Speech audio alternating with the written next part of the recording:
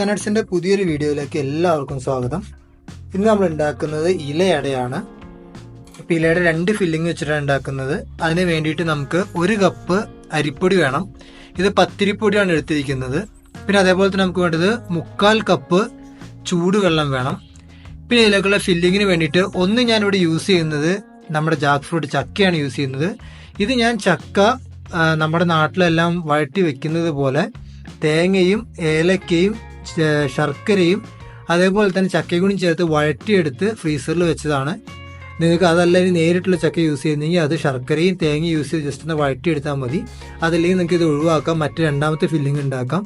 അതിന് വേണ്ടിയിട്ട് ഞാൻ എടുത്തിരിക്കുന്നത് 1/2 കപ്പ് തേങ്ങയും അതേപോലെ തന്നെ 1/2 ടീസ്പൂൺ ഏലക്കപ്പൊടിയും അതേപോലെ തന്നെ 1/2 കപ്പ് ശർക്കരയുമാണ് എടുത്തിരിക്കുന്നത്.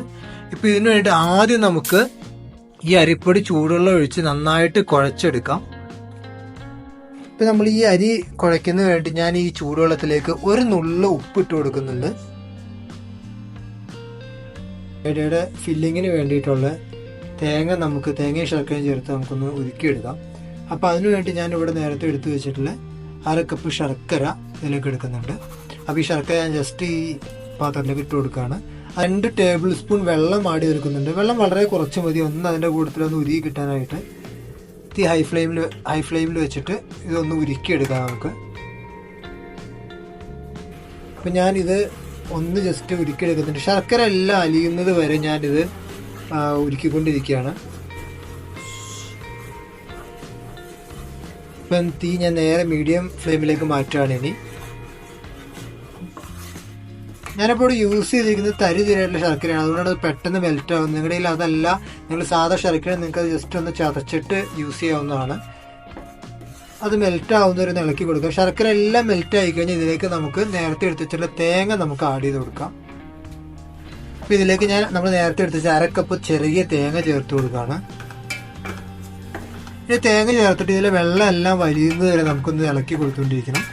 വെള്ളം എല്ലാം വലിഞ്ഞതൊന്ന് ജസ്റ്റ് കയ്യിൽ നമ്മൾ തൊട്ട് കഴിഞ്ഞാൽ ഒട്ടിപ്പിടിക്കുന്ന പരുവാവുന്നത് വരെ നമുക്കിത് ഇളക്കി കൊടുക്കാം.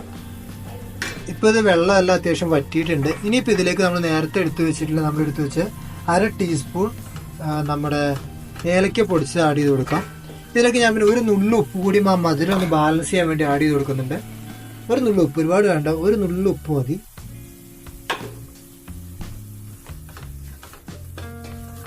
നന്നായിട്ടൊന്ന് ഇളക്കി അത്യാവശ്യം ഒന്നുകൂടി ഡ്രൈ ആയ ശേഷം നമുക്കിത് ഓഫ് ചെയ്ത് മാറ്റി വയ്ക്കാം. ഇപ്പം ഞാൻ നമ്മുടെ മാവ് ഏകദേശം ഈ ഒരു വലുപ്പമുള്ള ഉരുളകളാക്കിയാണ് എടുത്തിരിക്കുന്നത്. മാവ് നന്നായിട്ട് കുഴച്ചെടുക്കണം, വലിയ സൈഡെല്ലാം പൊട്ടിപ്പോവും. അപ്പോൾ ഏകദേശം ഇതേ വലുപ്പമുള്ള ഉരുളകളാക്കിയ ശേഷം നമുക്കത് നീളത്തിൽ പരത്തിയിട്ട് നമ്മൾ ഉണ്ടാക്കുന്ന ഇലയിലേക്ക് നമുക്ക് വെച്ചിട്ട് ഒന്ന് പ്രസ് ചെയ്ത് കൊടുക്കാം. ഞാനിപ്പോൾ ഇവിടെ ഇടനില, നമ്മൾ സ്മെല്ലിന് വേണ്ടി ഇടനില യൂസ് ചെയ്യുന്നത്.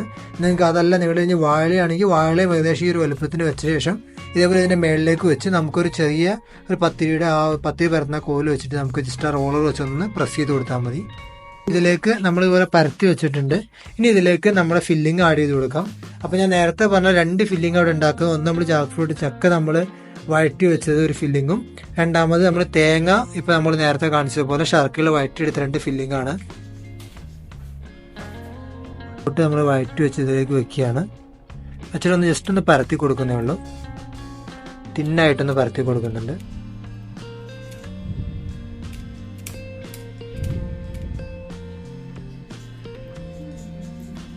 അപ്പോൾ ഇതേപോലെ ഞാൻ പരത്തിയിട്ടുണ്ട്. ഇനിയിപ്പോൾ ഇത് വീണ്ടും ഇതുപോലെ മടക്കിയിട്ട് എടുത്തു വയ്ക്കുകയാണ്. അതുപോലെ സൈഡൊക്കെ ഒന്ന് ജസ്റ്റ് ഒന്ന് ഫില്ല് ചെയ്ത് കൊടുത്ത് നമ്മൾ നേരത്തെ ഉണ്ടാക്കി വെച്ചിട്ടുള്ള നമ്മുടെ കോക്കനട്ട്, തേങ്ങ അതുപോലെ തന്നെ ശർക്കരയിൽ വഴറ്റിയത് നമ്മൾ ഇട്ട് കൊടുക്കും. പരമാവധി നടുക്കി കൂടെ ഫില്ല് ചെയ്ത് കൊടുത്താൽ നമുക്ക് സൈഡ് ഒന്ന് ഒട്ടിച്ചു കൊടുക്കാം. അപ്പോൾ ഇത് പുറത്തേക്ക് സ്പ്രെഡ് ആവില്ല നമ്മൾ കുക്ക് ചെയ്യുന്ന സമയത്ത്. ഞങ്ങൾ അങ്ങനെ മടക്കിയിട്ട് ഇപ്പം നമ്മൾ അടയെല്ലാം നമ്മൾ ഇലയിലേക്ക് മാറ്റിയിട്ടുണ്ട്. ഇനി നമുക്കിത് ഇഡ്ഡലി പാത്രത്തിലോ ഇഡ്ഡലിച്ചമ്പിലോ എന്തെങ്കിലും വെച്ചിട്ട് നമുക്കൊന്നും ബോയിൽ ചെയ്ത് ആവി കയറ്റിയെടുക്കാം.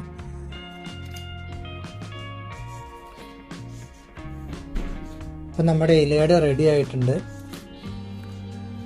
ഈ വീഡിയോ എല്ലാവർക്കും ഇഷ്ടമായെന്ന് വിചാരിക്കുന്നു.